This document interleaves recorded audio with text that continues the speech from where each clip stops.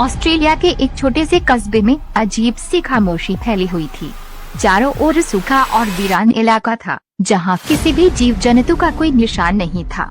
ये जगह कभी शांतिपूर्ण और खुशहाल थी, लेकिन अब यहाँ के लोग हर दिन एक अनदेखी दहशत में जी रहे थे। कस्बे की बड़े बुजुर्गों के मुताबिक यह सब कुछ सालों पहले शुरू हुआ था, जब से खौफनाक कहानी लोगों के बीच फैलने लगी। उस कहानी में एक कंगारू का जिक्र था, जो किसी रहस्यमय तरीके से इंसान बन चुका था और अब वह मौत का देवता बनकर सबको अपना शिकार बना रहा था। कस्बे में इस डर के कारण कोई भी रात को बाहर नहीं निकलता था। लोग कहते थे रिप्पी वापस आ चुका है। किसी को ठीक से नहीं पता था कि ये सच था या महज एक डरावनी कहानी, लेकिन डर इस छोटे से कस्बे के दिलो दिमाग में समा चुका था। हर किसी के चेहरे पर चिंता और घबराहट साफ नजर आती थी। लोग सड़कों पर भी एक दूसरे से दूर रहते थे, बच्चों से लेकर बुजुर्गों तक। सब एक अजीब सी घबराहट महसूस कर रहे थे। फिर एक दिन जब कस्बे में एक नई पुलिस अफसर मैडी मुख्य किरदार की पोस्टिंग होती है, तो उसे इस पुराने डर का सामना करना पड़ता है। मैडी को इस रहस्य को सुलझाने का मौका मिलता है, लेकिन वह नहीं जानती कि उसके सामने एक ऐसा शत्रु है जो न तो इंसान है और न ही पूरी तरह से जानवर। क्या वे इस खौफनाक रहस्य का सामना कर पाएगी? मैडी, एक बहादुर और उत्साही पुलिस अफसर, अपने पिता की मौत के बाद इस छोटे से कस्बे में वापस लौटती है। उसकी पोस्टिंग के इस जगह पर एक नए अध्याय की शुरुआत होती है। कस्बे में घुसते ही उसे महसूस होता है कि यहाँ कुछ अजीब है, जैसे लोग अपनी दिनचर्या में सामान्य नहीं हैं। सभी के चेहरे पर एक घबराहट, एक खौफ सा छाया हुआ है। लोग एक दूसरे से दूरी बनाए रखते हैं और कोई भी उसे खुलकर अपनी समस्याएं नहीं बताता। लेकिन मैडी एक निर्णायक है और वो ये जानने के लिए उत्सुक है कि आखिर यहाँ क्या हो रहा है। जैसे ही उसे लोक कथाओं के बारे में पता चलता है, वह समझ जाती है कि वे बस एक छोटी सी पुलिस अफसर नहीं है, बल्कि उसे अब इस कस्बे के पुराने रहस्यों का पता लगाना होगा। लेकिन क्या यह रहस्य उसके लिए मौत की सजा साबित होगा? वह पहले से कहीं ज्यादा जटिल और खतरनाक स्थिति में फंसने वाली है, जिसका उसे कोई अंदाजा नहीं था। कस्बे में कुछ अजीब घटनाएं घटने लगी हैं। एक दिन एक फार्म हाउस में मरे हुए गायों का शव मिलता है, लेकिन ये कुछ अलग था। गाय के शरीर पर बड़े बड़े घाव थे, जैसे किसी विशाल जानवर ने उसे मार डाला हो। लेकिन निशान ऐसे थे कि उन्हें देखकर किसी को समझ नहीं आ रहा था कि ये इंसान का काम है या जानवर का। मैडी इस घटना को अपने पुलिस स्टेशन में लाती है, लेकिन जब तक उसे इस पर गहराई से काम करने का मौका मिलता, एक और अजीब घटना घट जाती है। फार्म हाउस के पास जंगल में खून से सनी लाशें मिलती हैं और अब मैडी को यकीन होने लगता है कि इस कस्बे में कुछ बहुत ही खतरनाक और रहस्यमय घटित हो रहा है। ये मौतें साधारण नहीं थीं, बल्कि कुछ और थीं, और ये पूरे कस्बे को डर के साए में डुबो देती हैं। मैडी की मुलाकात अपने अंकल श्मिटी से होती है, जो कस्बे का सबसे पुराना और सनकी शख्स है। वह मैडी को बताता है कि ये सब कुछ पहले भी हो चुका है और कस्बे में फैलने वाली ये अजीब सी कहानी एक सदियों पुरानी लोक कथा का हिस्सा है। रिप्पी नाम का कंगारू, जो कभी इंसान था, अब एक खौफनाक प्रेतात्मा बन चुका है जो इंसानों को मारता है। श्मिटी का मानना है कि ये कंगारू किसी वैज्ञानिक प्रयोग का नतीजा था जो इंसानियत के खिलाफ मोड़ लिया। उसे देखकर ये यकीन करना मुश्किल था, लेकिन उसकी कहानियां धीरे धीरे सही साबित होती चली गई जब मैडी को सचमुच कुछ रहस्यमय और खतरनाक घटनाओं का सामना करना पड़ा। क्या ये सब सिर्फ एक कहानी है या फिर सचमुच एक राक्षसी जीव इस कस्बे को खत्म करने के लिए वापस आ चुका है? एक रात मैडी जंगल में पेट्रोलिंग कर रही होती है, जब अचानक उसे झाड़ियों में कुछ हलचल सुनाई देती है। ये कोई साधारण जानवर नहीं था। उसकी नजरें जैसे ही उस दिशा में जाती हैं, वह एक खून से सने पंजे को देखती है, जो धीरे धीरे बाहर निकल रहा था। पंजे के निशान इतने बड़े और खौफनाक थे कि ये साफ था कि ये कोई आम जानवर नहीं था, बल्कि कुछ बहुत ही खतरनाक था। मैडी की आंखों में डर था, लेकिन उसने खुद को संभाला और उसके बाद वे और श्मिटी इस सच्चाई का पता लगाने के लिए एक कदम और आगे बढ़ते हैं।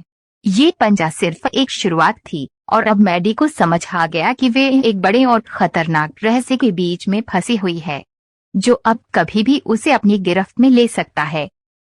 मैडी के लिए इस कस्बे की खामोशी अब एक खतरनाक संकेत बन चुकी थी। लोग अब खुले तौर पर बात करने से कतराने लगे थे, और पूरी बस्ती में भय का माहौल था। एक दिन कस्बे में एक और अजीब घटना घटती है। एक किशोर जो बहुत देर से अपने दोस्तों के साथ खेलने निकला था, अचानक गायब हो जाता है। उसके दोस्तों ने कहा कि उन्होंने उसे झाड़ियों में देखा था, लेकिन कुछ अजीब सा था। वह कुछ दो पैरों पर चल रहा था और उसकी आंखें वो जल रही थीं।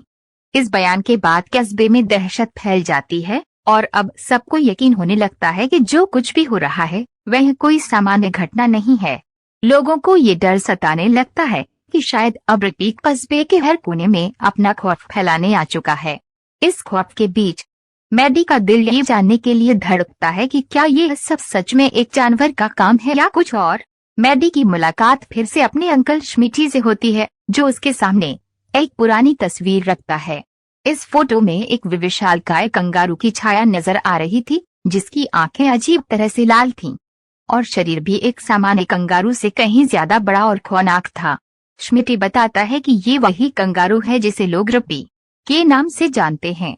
उसकी पूरी कहानी तब से जुड़ी हुई है जब कस्बे के आसपास के जंगलों में इस प्रकार के विचित्र और खतरनाक जीवों की बातें आने लगी। श्मिटी की कहानी पर विश्वास करना कठिन था, लेकिन ये तस्वीर और उसके डरावने बयान मैडी के दिमाग में कुछ खास विचार छोड़ जाते हैं।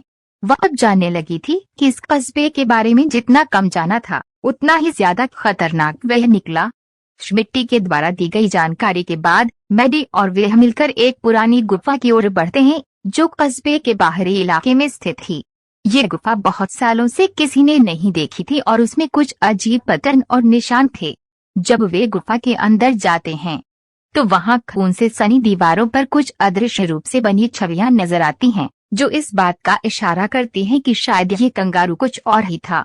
इन छवियों को देखकर मैडी का दिल बैठ जाता है, क्योंकि इन पर कुछ घातक बातें लिखी होती हैं, जिनसे साफ पता चलता है कि ये कंगारू न केवल एक जीव था, बल्कि एक भयंकर और पागल प्रयोग का परिणाम था। ये रहस्य गहरा होता चला गया और मैडी को ये एहसास हुआ कि वे एक खतरनाक खेल में फंस चुकी है, जिसका अंत सिर्फ मौत हो सकता है। एक रात जब मैडी और श्मिटी कस्बे के बाहरी इलाके में पेट्रोलिंग कर रहे होते हैं, तभी अचानक उन्हें एक रहस्यमय और भयानक आवाज सुनाई देती है। वे जैसे ही उस दिशा में बढ़ते हैं, सामने आता है एक विशालकाय कंगारू, जिसकी आंखें लाल रंग में जल रही थीं। उसकी काठी से फटी हुई खाल और विशाल पंजों को देखकर यह साफ हो जाता है कि ये सिर्फ एक सामान्य कंगारू नहीं, बल्कि कुछ खौफनाक था। रिपी का रूप इतना विकृत और डरावना था कि उसे देखकर मैडी के शरीर में खौफ की लहर दौड़ जाती है। वह श्मिटी से पूछती है, क्या ये वही रिपी है? श्मिटी सिर झुकाकर कहता है, ये वही है मैडी, वही जो हमारी दुनिया को तबाह करने आया है। इस दृश्य ने पूरी कहानी को एक नया मोड़ दिया और अब मैडी को यकीन हो गया कि वो सिर्फ एक सामान्य पुलिस अफसर नहीं, बल्कि एक जंग में शामिल हो चुकी है, जहां उसका दुश्मन किसी इंसान या जानवर से भी ज्यादा खतरनाक था। कस्बे में हर दिन एक नई घटना घट रही थी, लेकिन अब तक जो कुछ हुआ था वह कुछ भी नहीं था। एक रात जब मैडी पुलिस स्टेशन में अकेली थी, अचानक उसे खौफनाक आवाज सुनाई देती है। पुलिस स्टेशन की खिड़की के पास कुछ हलचल हो रही थी। फिर बिना किसी चेतावनी के रिपी पुलिस स्टेशन पर हमला कर देता है। वह खिड़कियों से अंदर कूदता है और बाहर बैठे पुलिस अफसरों पर हमला कर देता है। 2 अफसर मारे जाते हैं और बाकी लोग भागने में कामयाब होते हैं। मैडी को अचानक ये एहसास होता है कि अब वे अकेली है और उसे अपनी हिम्मत और समझ से इस खतरनाक प्रेतात्मा का सामना करना होगा। इस हमले ने कस्बे में दहशत फैला दी और अब हर कोई जानता था कि रिपी अपनी असली ताकत दिखाने आ चुका है। पुलिस स्टेशन पर हमले के बाद मैडी टूट चुकी थी। 2 सीनियर अफसरों की दर्दनाक मौत ने उसकी आत्मा झकझोर दी थी। वह बार बार खुद को कोसती है, काश मैं कुछ कर पाती, काश मैं उन्हें बचा पाती। उसकी आंखों में आंसू थे, लेकिन उसके इरादे अब और भी मजबूत हो चुके थे। अब ये सिर्फ एक केस नहीं था, ये उसकी जिम्मेदारी थी। अगले दिन मैडी श्मिटी के पुराने नोट्स और फाइल्स की खोज करती है। तभी उसे मिलता है एक बेहद पुराना वैज्ञानिक दस्तावेज एक गुप्त रिपोर्ट, जिस पर लिखा था project RIPP regenerated intelligent predator prototype Y model. यह पढ़कर मैडी के पैरों तले जमीन खिसक जाती है। ये कोई लोक कथा नहीं थी, ये एक सरकारी प्रयोग था जिसमें जानवरों पर ऐसे प्रयोग किए गए थे जिससे उनका व्यवहार आक्रामक और मानसिक रूप से अस्थिर हो गया था। रिपोर्ट के अनुसार रिपी कभी एक आम कंगारू था, लेकिन एक प्रयोग में उसके दिमाग को ह्यूमन न्यूरल वेव्स से जोड़ा गया, जिससे वह इंसानों जैसा सोचने लगा, लेकिन नफरत, दर्द और बदले की भावना से भर गया। प्रयोग असफल रहा और रिपी भाग निकला। मैडी का दिल अब भारी हो चुका था। उसे लगा जैसे उसके सामने खड़ा राक्षस भी कभी किसी मासूम जानवर की तरह ही रहा होगा, जिसे इंसानों ने अपनी लालच और प्रयोग की भूख में एक खौफनाक राक्षस में बदल दिया। अब ये केवल एक संघर्ष नहीं था, ये प्रायश्चित की लड़ाई थी। इंसानियत की उस गलती को सुधारने की कोशिश जिसका अंजाम अब सब भुगत रहे थे। रिपी के आतंक के बाद अब पूरे कस्बे को बंद कर दिया गया। सरकार ने मीडिया को चुप करा दिया और सेना को बुलाने की बजाय इलाके को क्वारंटीन जोन घोषित कर दिया। लोगों को बताया गया कि ये किसी वायरस का असर है, पर सच्चाई थी एक ऐसा जीव जिसे इंसान ने बनाया और अब वो अपने ही निर्माता को खत्म कर रहा है। मैडी को ये बात कचोट रही थी कि वो सब कुछ जानकर भी लोगों को सच्चाई नहीं बता सकती। वो हर रोज अपने कमरे में बैठकर अफसरों की फाइलें देखती, मरे हुए साथियों की तस्वीरों को देखती और रोती, पर उसकी आंखों के आंसू अब उसके मिशन को और भी मजबूत कर रहे थे। अब या तो मैं रिपी को खत्म करूंगी या खुद खत्म हो जाऊंगी। अब डर जंगलों या सड़कों तक सीमित नहीं था। रिपी ने घरों में घुसना शुरू कर दिया था। एक रात एक माँ अपने 2 बच्चों को गोद में लिए बैठी रही। बाहर से खिड़की पर पंजे रगड़ने की आवाज आती रही। वो बच्चे धीरे धीरे कांपते हुए माँ से पूछते, मम्मी वो चला जाएगा ना? माँ सिर्फ उनकी आंखों में देखती और कहते, हाँ बेटा, हम सब ठीक होंगे। पर वे खुद जानती थी अब किसी का भी सुरक्षित रहना नामुमकिन था। इस सीन को देखकर मैडी का दिल फटने को आया। वो समझ चुकी थी रिपी अब सिर्फ एक जानवर नहीं, बल्कि हर दिल में बैठा खौफ बन चुका है। एक रात जब मैडी अपने पिता की पुरानी डायरी पढ़ रही होती है तो उसे एक पेज मिलता है जिसमें लिखा होता है, मैंने रिपी को देखा है। वो सिर्फ जानवर नहीं, वो पीड़ा है जिसे हमने पैदा किया है। पिता की ये लाइनें पढ़कर मैडी टूट जाती है। उसकी आंखों से आंसू बहते हैं। वो फ्लैशबैक में अपने बचपन में चली जाती है जब उसके पिता उसे जंगल में ले जाया करते थे, जानवरों से प्यार करना सिखाते थे, और आज उन्हें जंगलों में एक ऐसा राक्षस घूम रहा है जिसने उसके पिता को छीन लिया। अब ये लड़ाई उसके लिए निजी बन चुकी थी। स्मिटी मैडी को बताता है कि रिपी कोई आम जीव नहीं है, पर उसमें भी कमजोरी है। एक विशेष ध्वनि तरंग जो उसके दिमाग की फ्रीक्वेंसी से मेल खाती है उसे कमजोर कर सकती है। यह तकनीक अभी अधूरी थी, लेकिन प्रयोगशाला में पुराने उपकरणों के साथ इस पर काम शुरू किया जा सकता था। मैडी को उम्मीद की एक छोटी किरण मिलती है।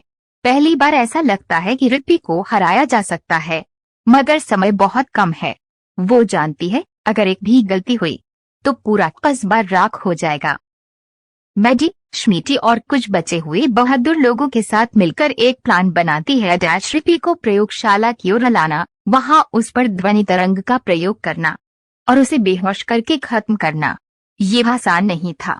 सब जानते थे कि ये एक तरफा लड़ाई हो सकती है, लेकिन अब उनके पास कोई और रास्ता नहीं था।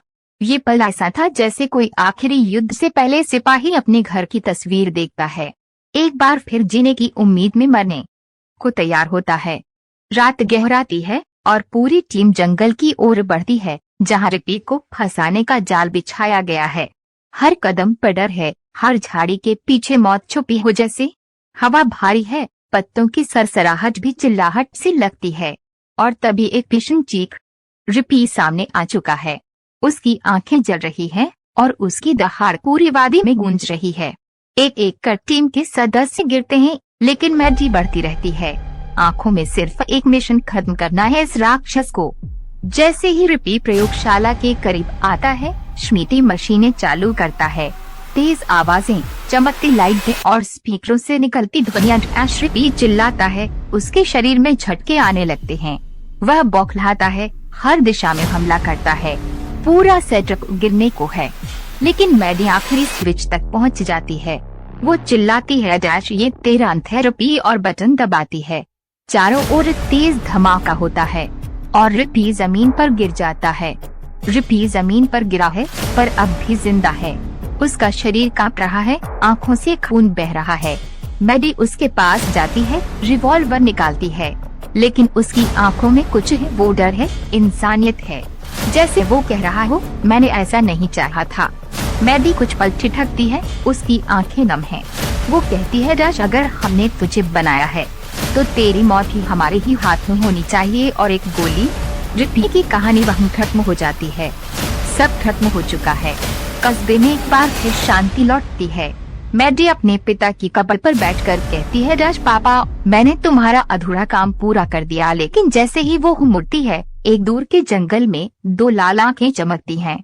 क्या रिपी का अंत हुआ? अगर आपने अभी तक हमारे चैनल को सब्सक्राइब नहीं किया है तो जल्दी से सब्सक्राइब करें ताकि आप कोई भी नई वीडियो मिस न कर सकें।